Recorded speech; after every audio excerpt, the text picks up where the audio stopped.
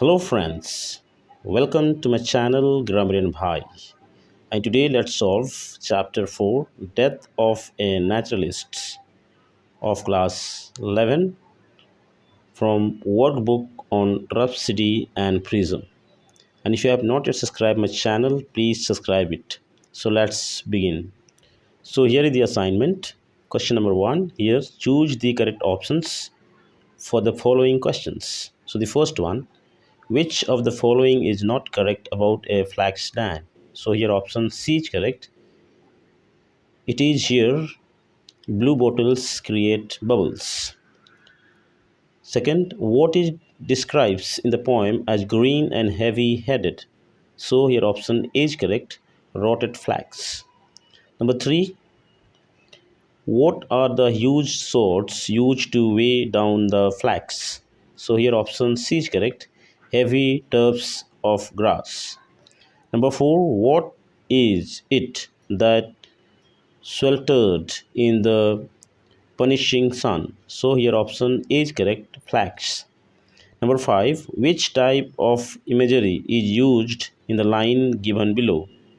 Bubbles gurgled delicately. So here option D is correct, auditory. Next, number 6, what do the blue bottles produce in the flax dam? So here option B is correct, buzzing sound. Number 7, what does the speaker find as best of all? So here option A is correct, the frog spawn.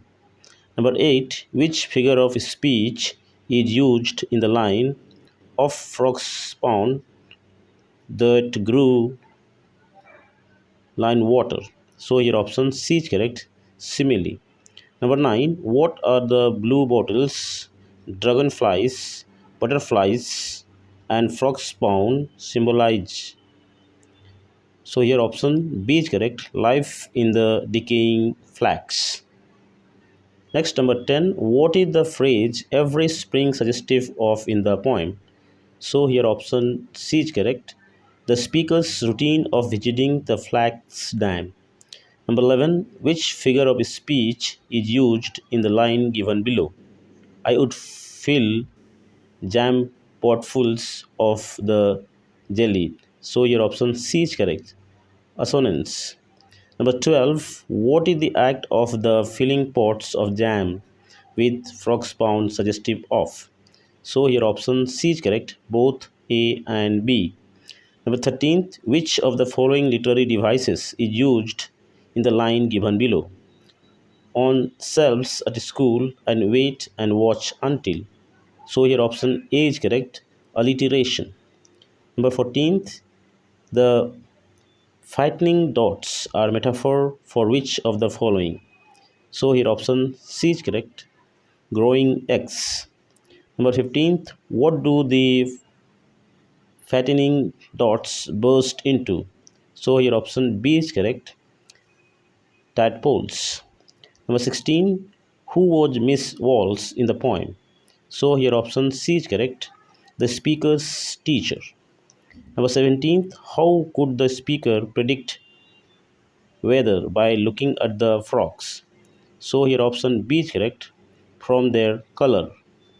Number 18th, in the second stanza of the poem, the speaker could smell which of the following? So here option A is correct, cow dung. Number 19th, which of the following invaded the flax dam? So here option D is correct, the angry frog. Next, what is I who duck through hedges? So here option A is correct, the speaker. Next, the air was thick with bass chorus of which of the following? So here option C is correct, the group of frogs.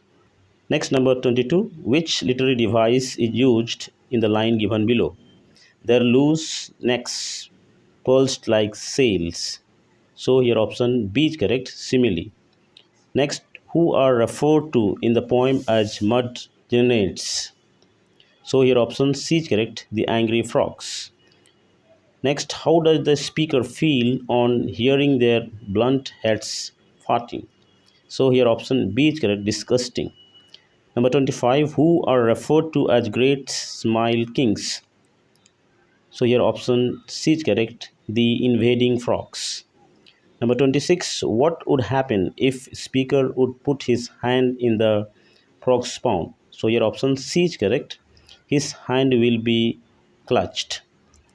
27, why did the frogs want to take revenge on the speaker? So here option C is correct, for destroying the frog's spawn. Number 28, how did the speaker feel at the end of the poem? So here option A is correct, fearful and loathsome. Next question number 2 here, complete the following sentences by providing a reason for each. So the first one, the flax dam pestered in the heart of the townland because flax needed to complete the process of rotting to be converted into linen. Second, the flax is pressed down by putting huge tubs of grass so that the flax can remain inside the water and not rot easily. Number 3, the speaker had used the phrase sweltered in the pushing sun because he wanted to convey that despite the atmosphere of uncomfortable heat near the flax dam, he is not repulsed by the heat or the foul smell. Next, number 4, the speaker had used the phrase bubbles gargled delicately because he wanted to convey two opposites connections, one of soft, innocent, and playful image of a child blowing bubbles, and the second, a harsh sound produced by gargling, hinting at suffocation or choking. Number 5, the speaker describes the warm, thick slobber of Proxpound as best of all because it allows him to circumspect the flax dam and collect the Proxpound in jars of jam and satisfy his urge of being a naturalist. Number 6, the speaker describes how the fattening dots burst into swimming tadpoles because he wanted to convey the growth of tadpoles, symbolic of the boy's natural growth and his understanding of the world around him.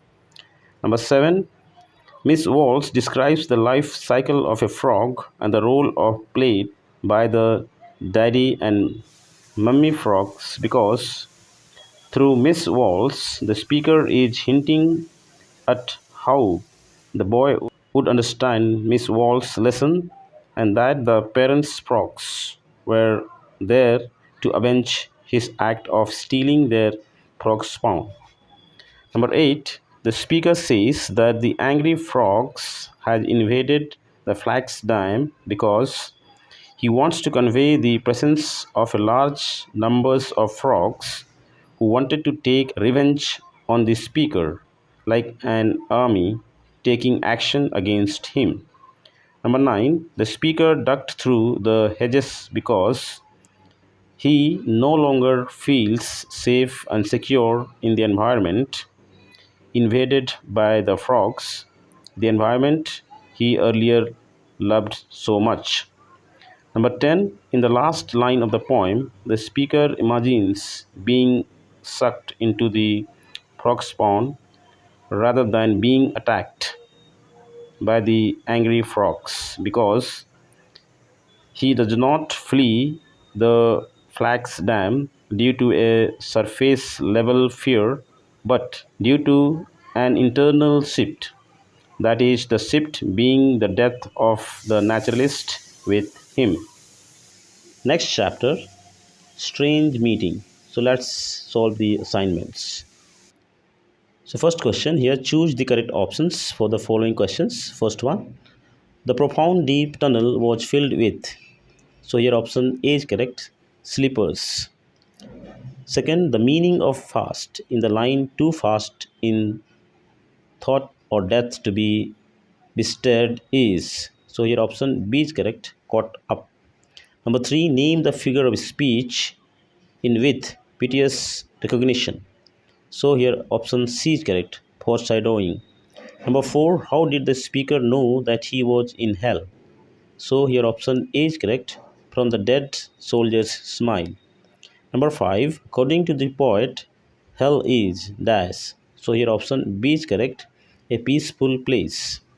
Number 6, why is the truth untold? So here option B is correct, the essence of the war is pity. Number 7, name the literary device used in the following lines. And by his smile, I knew that solemn hall, by his dead smile, I knew we stood in hell. So here option D is correct, all of the above. Number 8, identify and name the literary device in the following lines. Courage was mine and I had mastery. Wisdom was mine and I had mastery. So here option D is correct, all of the above. Number 9, what does raising heads as if to bless imply? So here option A is correct, the enemy soldier forgives his killer. Number 10, what is war distilled? So here option B is correct, pity of war. Number 11, what would the soldier wash from sweet wells?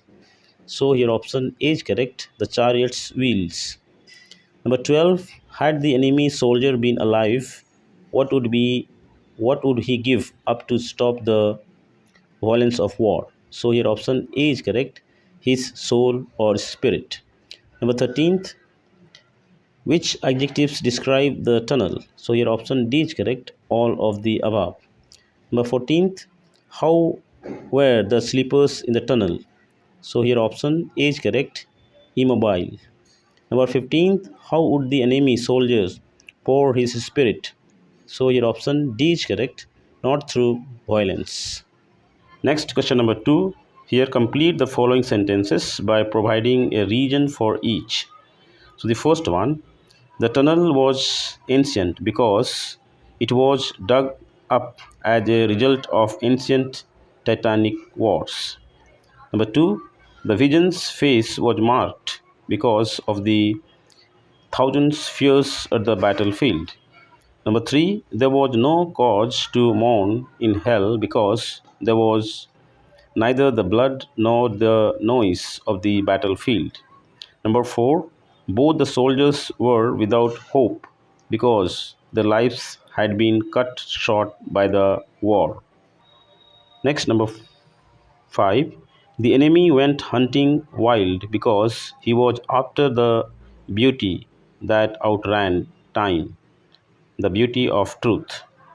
Number 6, the soldier refers to the other as a strange friend because he is an unfamiliar person, so he is strange and is in the soldier's territory, so he must be a friend. Number 7, according to the enemy, soldier men will become discontent, boil bloody, and be spilled because they would take his death as defeat and attempt to avenge his death by waging another war. Next, number 8, none will break ranks because violence calls for conformity and patriotic fervor would be high and any dissent would be squashed. Number 9, the world is said to be retreating because the violence is leading it to a primitive stage.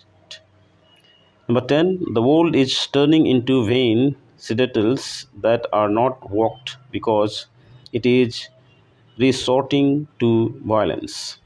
Number 11, the truth remains untold because the soldier has taken it with him to his deathbed.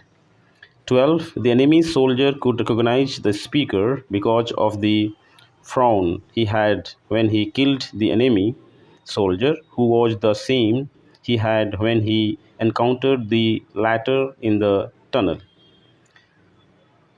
13th, the enemy soldier could not defend himself because his hands were cold and slow.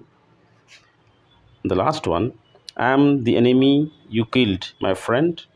The enemy is now a friend because both are dead and do not have any affiliations or cause for enmity, so they can be friends now.